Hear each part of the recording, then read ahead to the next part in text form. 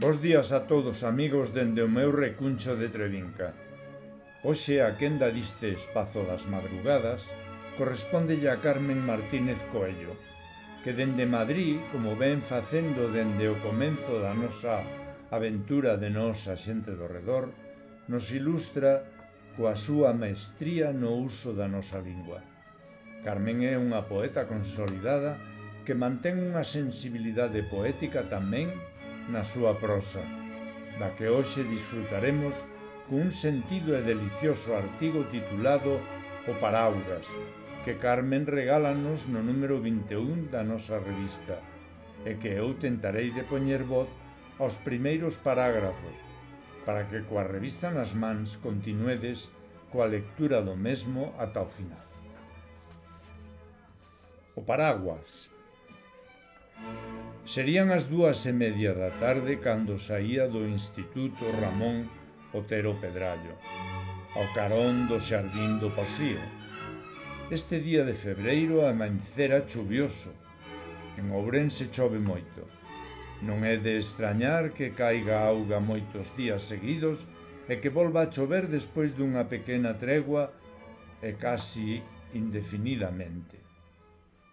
Tamén que faga o típico día de sol engañoso que nese mes anima as mimosas a florecer. No recreo ninguén quixera lanzar uns chutes á portería. Estivese ben entreterme co teléfono, pero esquecerao na casa.